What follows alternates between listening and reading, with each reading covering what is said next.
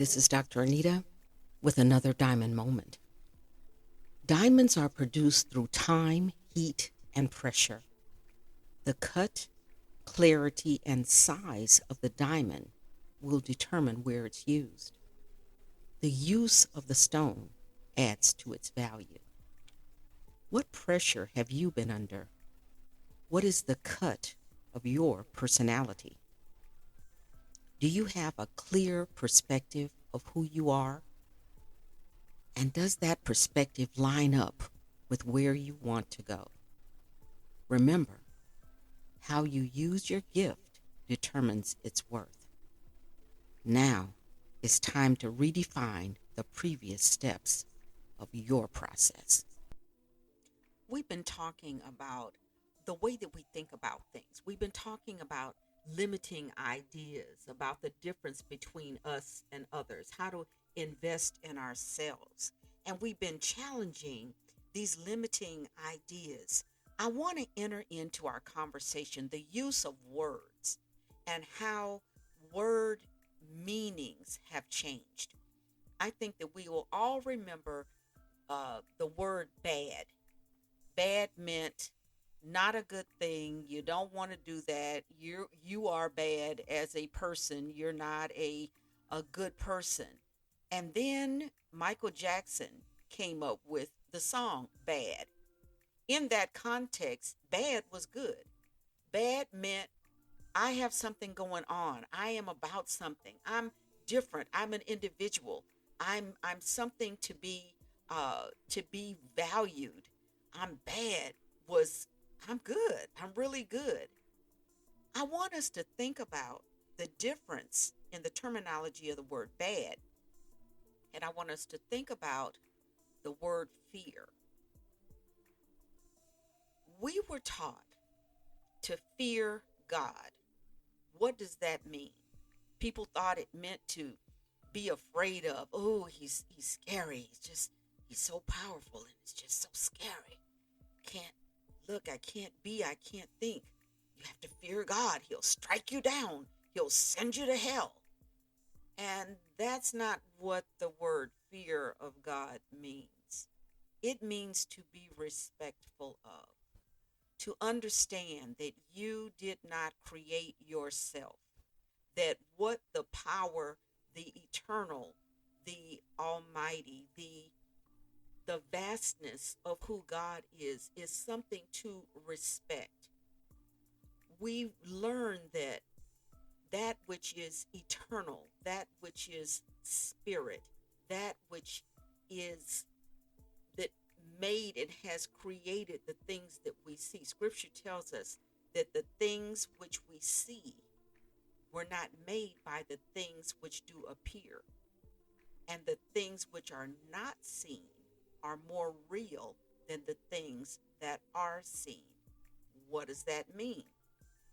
It means that spiritual things, that which is of a spirit makeup, was here before. Through it, through that which you cannot see, through the Creator, through the universe, the things that we see exist.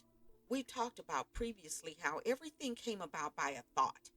Someone had a need for a chair, and they created this thing so that their bottom could sit and their legs were not up by their necks, and they could sit with their feet on the floor but yet be seated. And they found out, wow, this is cool, this is comfortable, I can do this, I'm gonna make this a chair.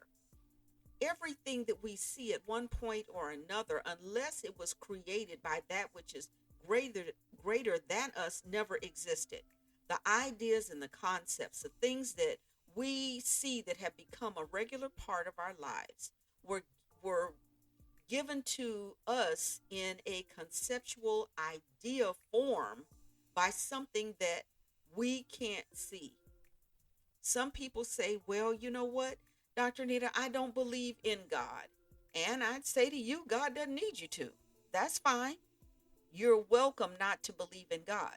But the concept that I'm getting across is something that was greater than us created caused to be, imagined, gave us the thought or the perception that there is, and that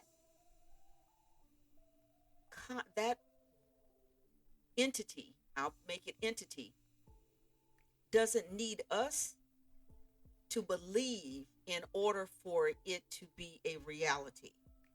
In the Christian world, we talk about God as being omnipotent, omniscient, and omnipresent. Omnipotent, knowing everything, having an understanding of everything and the way that it operates, and always has had that understanding. Omniscient, all knowing, that it's able to know. Omnipresent, that it's everywhere at the same time, at the same degree. And we feel as though that is some people feel as though that's a false concept. Omnipotence, omniscience, and omnipresence doesn't exist. But when we actually think about it, if we are a part of the eternal, if we, as what the scripture calls us, is spirit, if we are spirit, some say we are vibrations, we're waves, all of those things actually add up. They all are saying the same things, but using different words to say that something greater than us caused who we are and what we see to come into existence. So, and you have these people and they say, well, I believe in the Big Bang Theory. And that's okay. That if that's what you believe in, I'm not going to argue with you, because I understand that even the bang didn't happen by you, that even the Big Bang was something that you did not do. There was still something outside of our existence that caused this phenomena to occur over however many years in time, and it ended up being a bang that created the cells that came together to be the world, to be people, to be animals, to be whatever. If that's what you believe, and please don't be insulted if I got it wrong. I'm pretty sure I did. But the concept is what I'm trying to get across. Even if the Big Bang Theory is your belief, something that was not you or me caused that bang. So to understand that that which is greater than us has a role in who we are, how we were made, and how we live and understand this thing that we call life. When we're looking at the word fear, we also have to determine, are we fear using the understanding of respect, fear using the understanding that there is a place to be careful about. Nature has put in reptiles that have a specific coloring, and that coloring, the red next to a yellow in this particular thing, says that's a venomous reptile. That if it bites you, you need to get help. So we understand that there is a place for being careful. There is a place for being respectful. And then we come across fearful.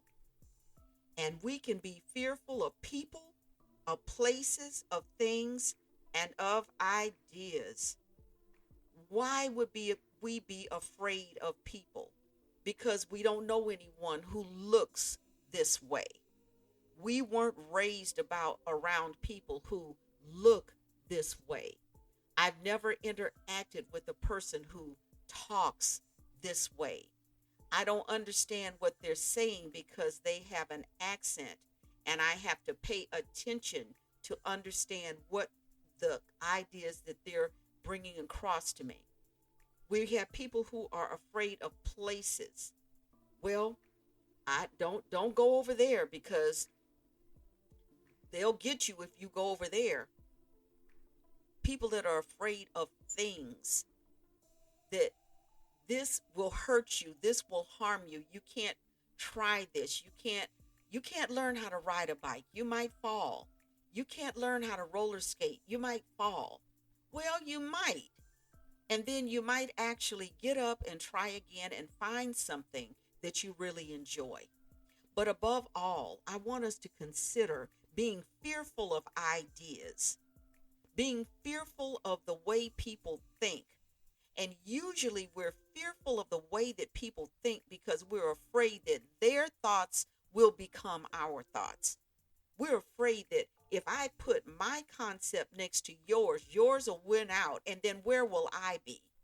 I'm afraid of other people and the way that they occupy the space of their lives. Because if I actually looked at that, I might realize that something is lacking in my life.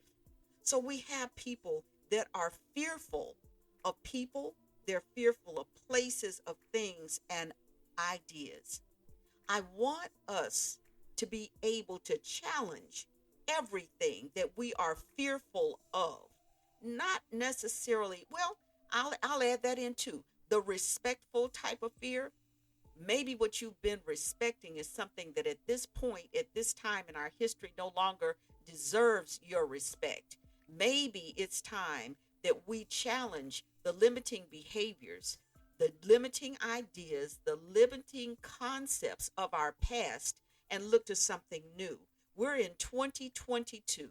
And if we're still dealing with the same areas that we were dealing with in 1990 and in 1970, we need to look at that. We're looking at the word fear. We're reflecting on how fear enters in. Is it respect? Is it careful? Or are we fearful of people, places, things, and above all, ideas?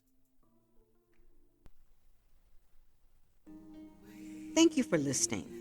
Remember to visit my website at www.DrAnitaMc.com.